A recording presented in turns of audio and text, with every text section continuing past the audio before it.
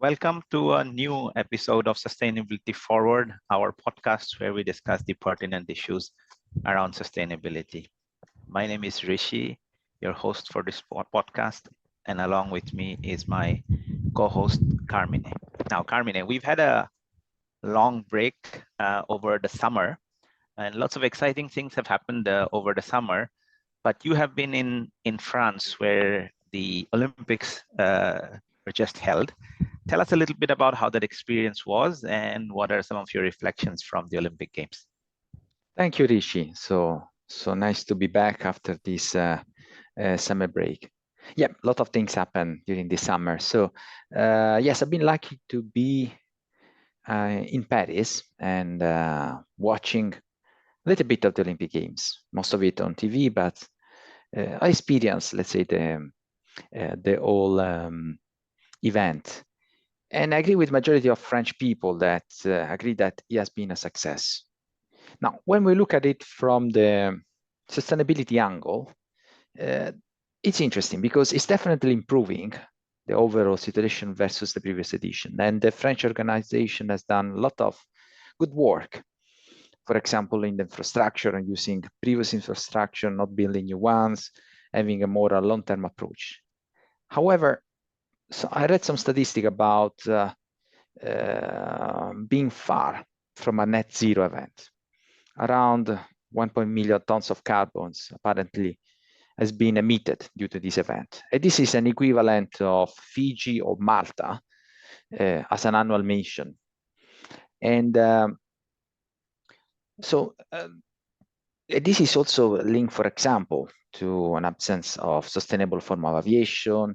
If you think about how people move and reach also Paris, we're talking about 10,000 athletes, thousands of coaches, administrators, and more than 30,000 journalists, and up to, of course, 2 million of foreign visitors. So quite a busy event. Wow, I mean, these are staggering figures. When you have emissions comparable to the emissions of certain countries. So, what would you say, Carmine? Is it best that these Olympics never happened, or in other words, can we still afford to keep having these Olympic Games if their environmental footprint is so large?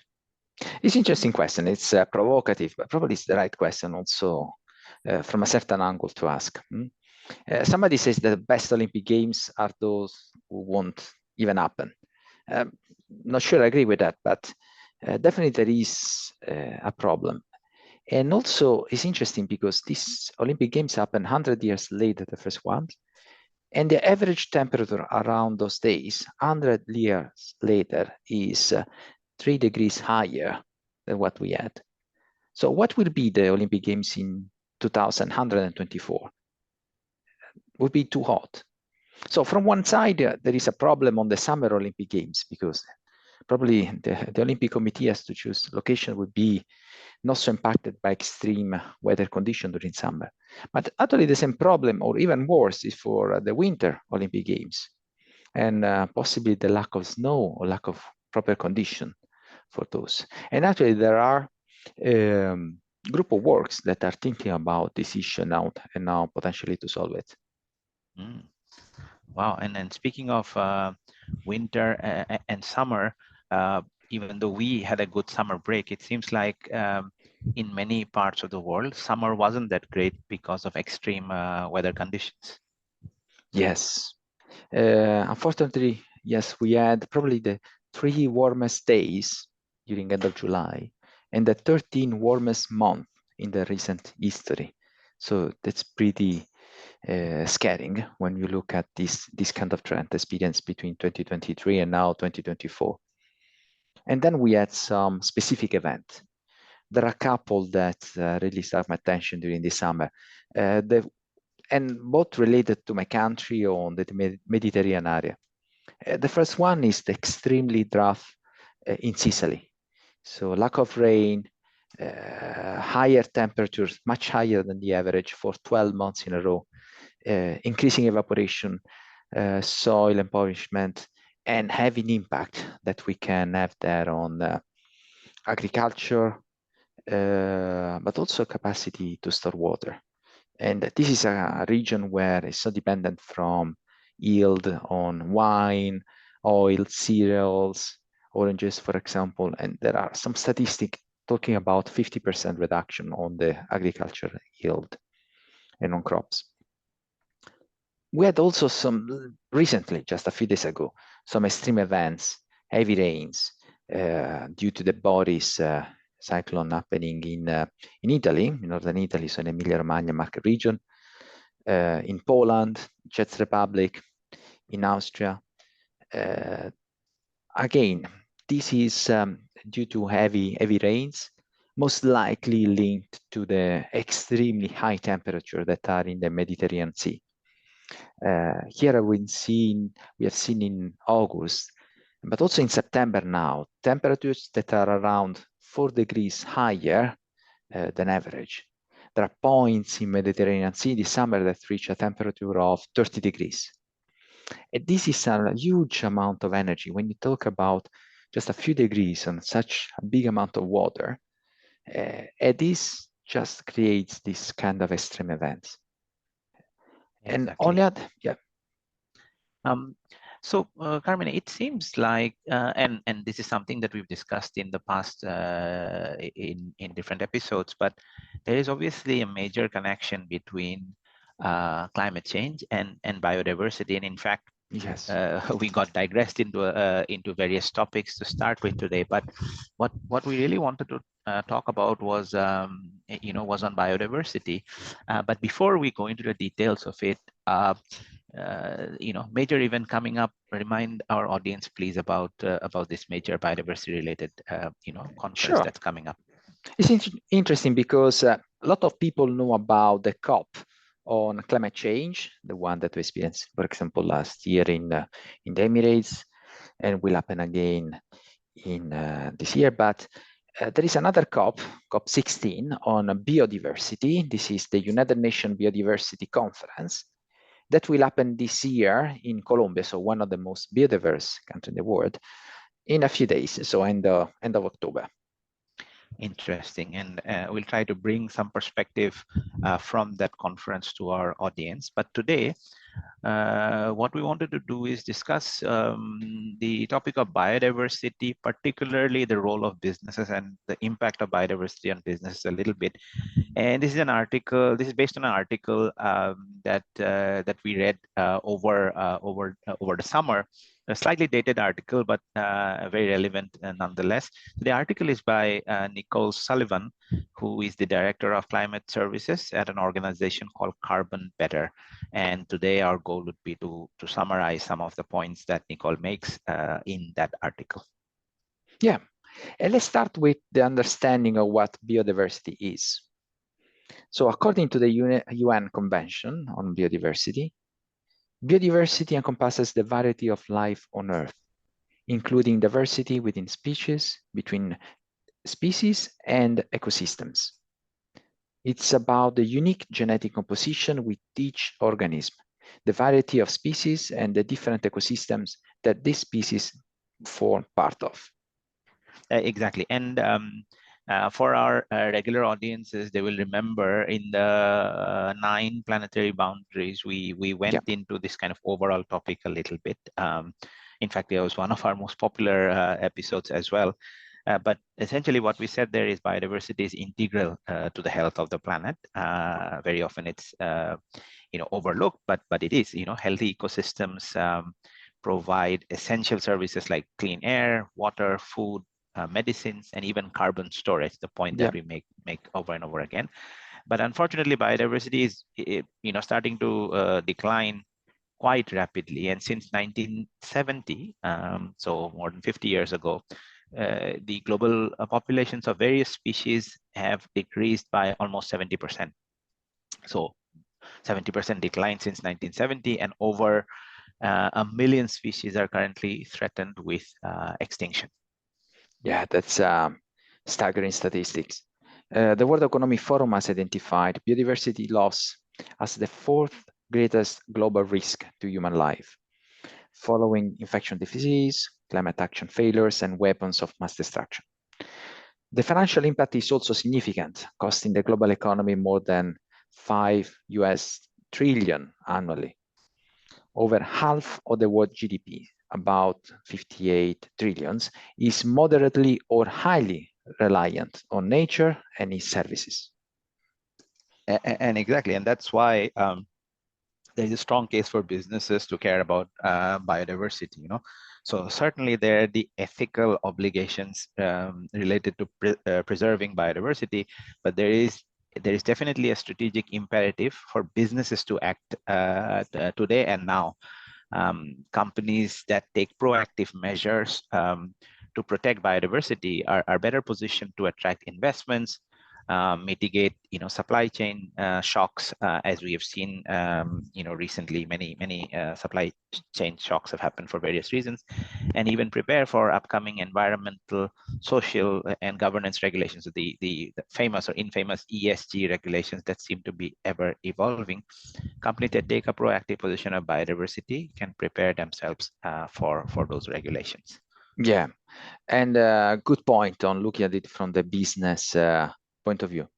Let's look at how business activities contribute to biodiversity loss first. Common activities include deforestation, chemical pollution, over-exploitation of resources. For instance, the production of timber, certain fibers and crops, often involves clearing forests. And this not only reduces carbon sequestration, but also destroys ecosystem. There are chemical-intensive processes in industries like textiles that can lead to hazardous chemicals being released into water bodies, harming aquatic life and local communities. Exactly, and then there is the whole issue of over exploitation of resources, right? So Yeah. I think again, going back to one of the episodes around the tragedy of the commons, where we talked about how human greed can lead to overgrazing as a simple example, and that can lead to more sort of destructive consequences. In a similar way, over exploitation of resources driven by increasing demand for natural materials like fibers and foods can contribute significantly to biodiversity loss. There are many unsustainable farming and fishing practices that deplete populations of fish and end up disrupting our ecosystems. And while some of these resources are replaceable, and many others are not, and therefore it's very important for businesses to adopt sustainable practices and choose responsible suppliers. Yeah. The United Nations Sustainable Development Goals, the famous SDGs, with a nice logo with multiple colors that you see in the UN website. These provide a useful framework for addressing these challenges.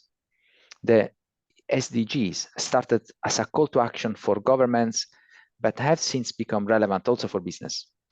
Goals like SDG 13, climate action, and SDG 15, biodiversity, offer guidelines for reducing carbon emissions and protecting biodiversity.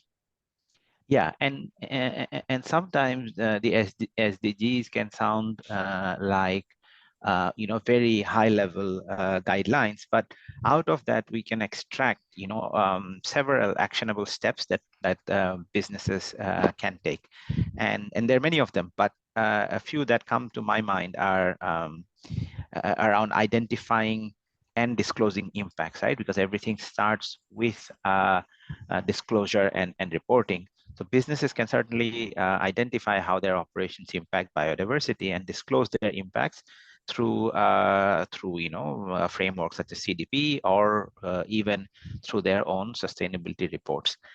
Many different disclosure frameworks are up and coming.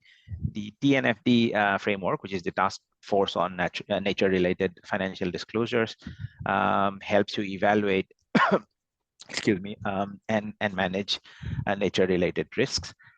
Companies can do a lot around sustainable sourcing. So, for example, using materials from sustainable and certified sources, such as, for example, organic cotton, fair trade coffee is another example. Another thing that comes to mind is the adoption of circular economy approaches. So the whole concept of recycling, upcycling, and extended producer responsibility (EPR) helps us reduce resource consumption and waste. Any other steps that come to mind, Carmine? Yeah, sure. So another one is chemical management. This means to adopt best-in-class chemical management processes, ensure no toxic dyes, and implement efficient wastewater treatment systems. Another point is about transparency and collaboration. Working closely with brands, suppliers, NGOs, and local communities to address biodiversity risks collectively. Set smart targets.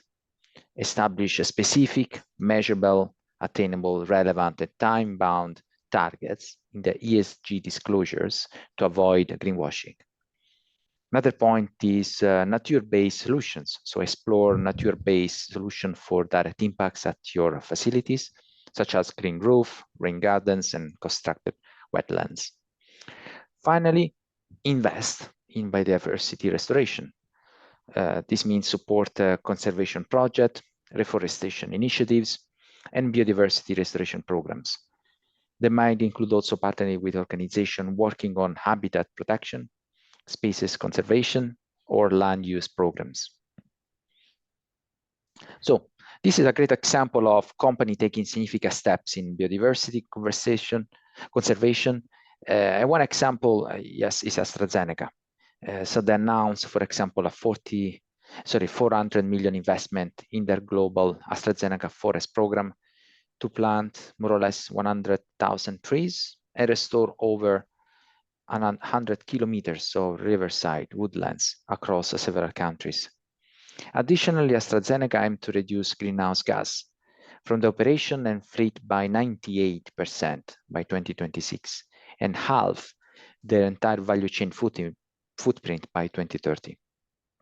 Wow, that is really impressive, particularly this 98% target by 2026, but also the commitment around biodiversity conservation. And this is a good example why we think that even though it sounds very pessimistic this when we think about the biodiversity crisis, but we must remember that not all is lost. There is still an opportunity, a window for businesses which can make a significant impact by adopting sustainable practices and investing in biodiversity restoration. Definitely, it's both an ethical obligation and a strategic imperative for businesses requiring unified action ahead for and also concrete regulation. Exactly. That is all for today's episode. Our goal was to give you a brief overview of how the biodiversity crisis interacts with businesses and what businesses can do to help mitigate this crisis. And thank you for tuning in to Sustainability Forward after a slightly long summer break. Be sure to share this episode with your friends, and of course, follow us on LinkedIn under our banner Sustainability Forward, the podcast. Until next time, stay sustainable. Thank you, Rishi.